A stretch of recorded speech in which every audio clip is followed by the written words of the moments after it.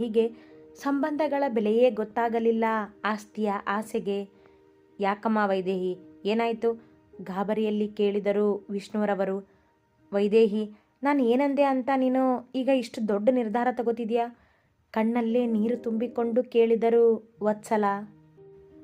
ನನಗೆ ನೀವು ಏನೋ ಹೇಳಿಬಿಡಿ ಅತ್ತಿಗೆ. ಇಲ್ಲೇ ಇದ್ದರೆ ನನ್ನ ಮಕ್ಕಳ ಜೀವನ ಹಾಳಾಗಿ ಹೋಗುತ್ತೆ. ನನ್ನ ಗಂಡ ನಿಮ್ಮಗಳಿಗೆ ದುಡಿಯೋದೇ ಆಗುತ್ತೆ.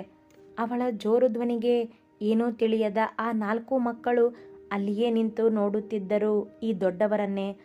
ಆಗ ತಾನೇ ಮದುವೆಯಿಂದ ಬಂದ ಎಲ್ಲರೂ ಬಂದು ಸೇರಿದರು ಅಲ್ಲಿ. ಏನಮ್ಮ ಹೇಳ್ತಿದ್ಯಾ ನೀನು?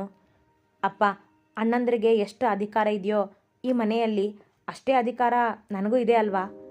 ಹೌದಮ್ಮ ವೈದೇಹಿ, ಆದರೆ ಈಗ್ಯಾಕೆ ಆ ಮಾತು? ಕೇಳಿದರು ವಿಷ್ಣುರವರು. ಅಪ್ಪ, ನನಗೆ ನನ್ನ ಪಾಲಿನ ಆಸ್ತಿ ಬೇಕು ಎಂಬ ಅವಳ ಕಟು ಮಾತು ಅಲ್ಲಿದ್ದ ಎಲ್ಲರ ಹೃದಯವನ್ನು ನಡುಗಿಸಿತ್ತು. ವೈದೇಹಿ, ಇದೇನು ಕೇಳ್ತಿದ್ಯಾ ನೀನು?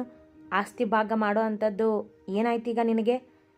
ಕೇಳಿದರು ಅವಳ ಗಂಡ ರಘುರಾಜ್. ಈ ವತ್ಸಲ ಹೇಳ್ತಿದ್ದಾಳೆ, ನನ್ನ ದೊಡ್ಡ ಮಗಳನ್ನು ಸಮರ್ಥನ್ಗೆ, ಚಿಕ್ಕ ಮಗಳನ್ನು ಕೃಷ್ಣನ್ ಕೊಟ್ಟು ಮದುವೆ ಮಾಡ್ತಾಳಂತೆ. ಅದರಲ್ಲಿ ತಪ್ಪೇನಿದೆ ವೈದೇಹಿ? ನಮ್ಮ ಕುಟುಂಬ ಒಂದಾಗೇ ಇರಬಹುದಲ್ಲ ಮುಂದೆನೂ ಎಂದ ಜಯೇಂದ್ರ.